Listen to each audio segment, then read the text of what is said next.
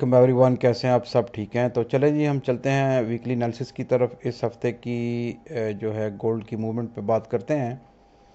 तो सबसे पहले अगर हम देखें तो वीकली टाइम फ्रेम में और डेली टाइम फ्रेम में हमें जो है वो स्ट्रॉन्ग बुलिश ट्रेंड नज़र आ रहा है। प्राइस जो है वो अप साइड की तरफ अपना हायर हाई और हायर लो जो है वो बनाती हुई अप साइड की तरफ जा रही हैं। अभी तक कोई भी इसमें रिवर्सल का साइन नज़र नहीं आ रहा कि ये ट्रेंड जो है वो वापस आ सकता है। तो उसके बाद H4 के टाइम फ्रेम में देखें तो H4 के टाइम फ्रेम में हमारे पास एक बेहतरीन जो है वो अपॉर्चुनिटी जो है वो बाई की, वो ये वाला जो हमारे पास एक डिमांड एरिया है।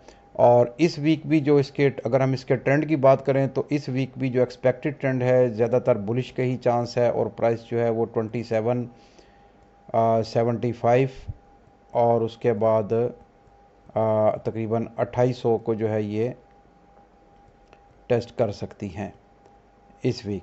और इसके लिए अगर हमारे पास बेहतरीन लेवल H4 के टाइम फ्रेम में देखें तो ये हमारे पास बन रहा है तकरीबन 27-25 का एरिया।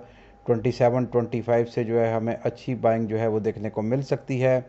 और उसके बाद अगर उससे छोटे टाइम फ्रेम में चले जाएं, H1 के टाइम फ्रेम में अगर हम देखें तो प्राइस ने अपने इस लेवल ऑफ स्ट्रक्चर का जो इसने हेड एंड शोल्डर टाइप का पैटर्न बनाया हुआ था उसका ब्रेकआउट कर दिया है। तो स्मॉल टाइम फ्रेम में जो हमारे पास एक एरिया बन रहा है इसमें वो तकरीबन ये वाला जोन है।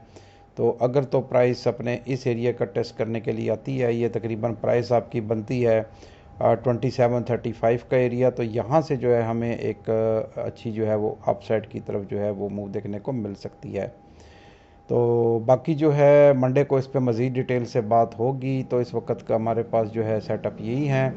और उसके बाद अगर तो प्राइस अपने इस लो को ब्रेकआउट कर देती हैं, अपने इस जोन को डाउन साइड की तरफ, तो फिर प्राइस, क्योंकि अभी अगर हम इसके स्ट्रक्चर को देखें तो अभी तक अपने इसकी करेक्शनल जो है वो वेव यहाँ पे उसने कंप्लीट नहीं की, जो तकरीबन 26 यानी 2660 तक यानी 2660 तक जो है वो आ रही है। लेकिन अगर तो प्राइस अपने इस लो को ब्रेक करती हैं तो फिर हो सकता है कि प्राइस तकरीबन 2660 यानी 2660 और 50 के एरिया को टेस्ट कर सकती हैं। बाकी ओवरऑल ट्रेंड बुलिश ही है और ज़्यादातर बुलिश का ही सेटअप देखा जाए तो बेहतर है। तो इसके लिए हमारे पास दो लेवल है शॉर्ट इंटरडे के बेसिस पे, ये यानी एक H1 के टाइम फ्रेम में और H4 के टाइम फ्रेम में हमारे पास ये एक बेहतरीन लेवल बन रहा है।